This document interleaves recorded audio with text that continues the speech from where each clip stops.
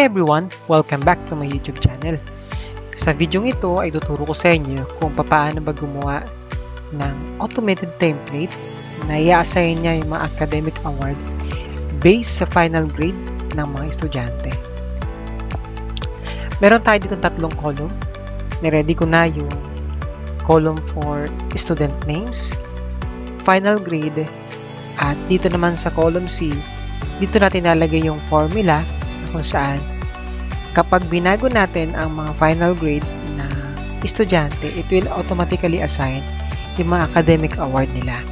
Kaya sa mga guro na struggle pa rin na manual nilang ginagawa yung paglagay ng mga academic award like with highest honor, with honors, with high honors, and no honors, malaking tulong sa inyo ang video ito kung paano natin ma-automate yung paggawa ng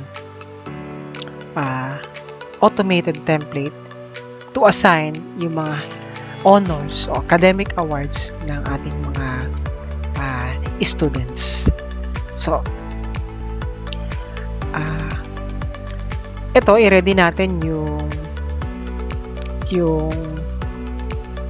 table, no? Sa table na to is merong student name, final grade, academic award. At ilalagay lang natin itong formula na to.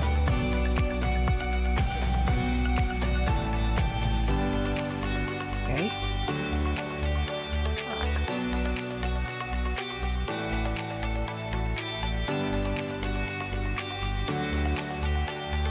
So dito, ilalagay lang natin itong formula. Dito.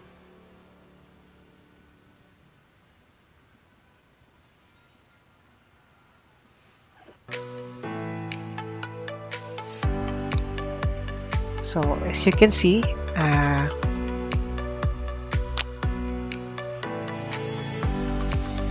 dito makikita natin kapag tinype natin yung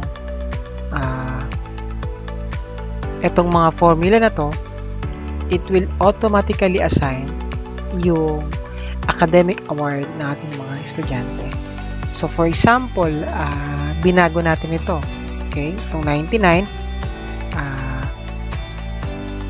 ginawa nating 87.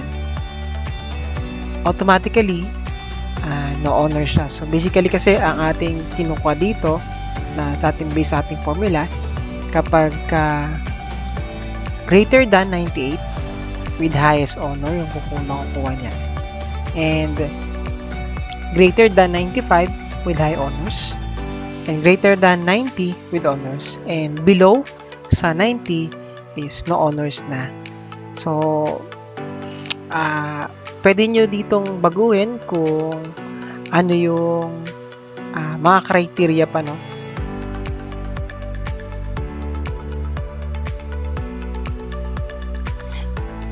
So, dahil nga 87 lang siya, below 90, no honors siya.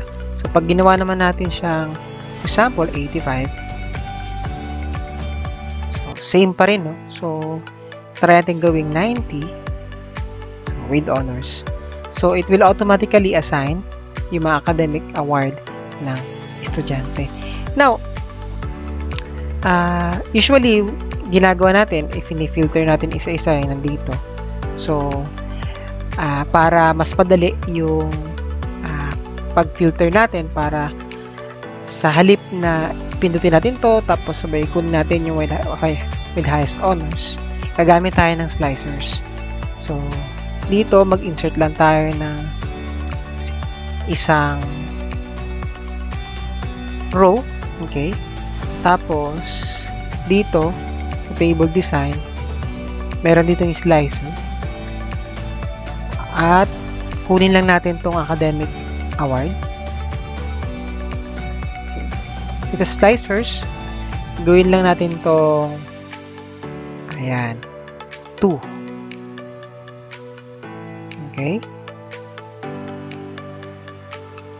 alright, ayusin lang natin.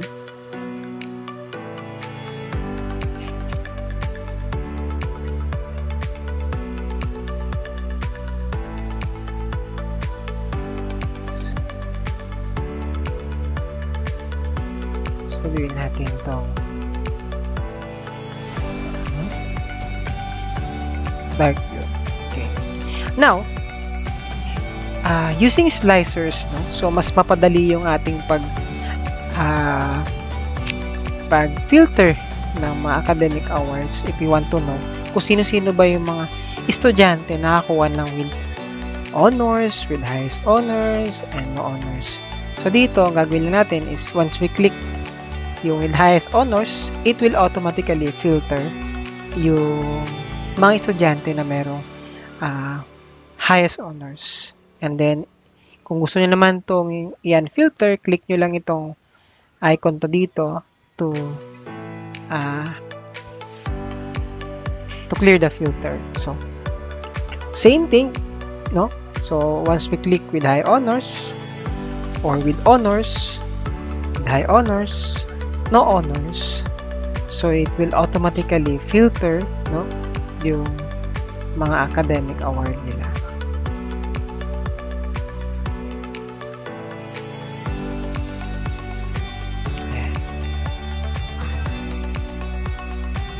So, this is very useful, no, sa mga, especially kapag masyado maraming estudyante and nahihirapan tayo manually type natin yung isa-isa, no? So, ginagawa natin kasi usually dito, pag nakita natin tong pasok sila sa criteria na with honors, nilalagyan natin itong isa-isa.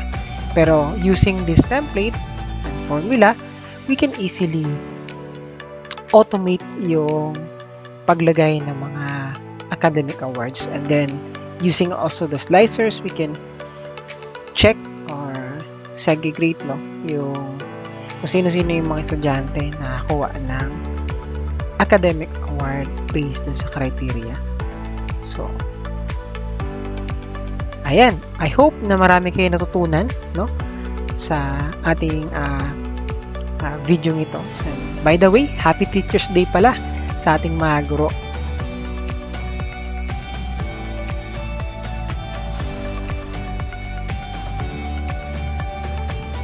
Muli, maraming salamat sa inyong panonood. Subscribe and learn more.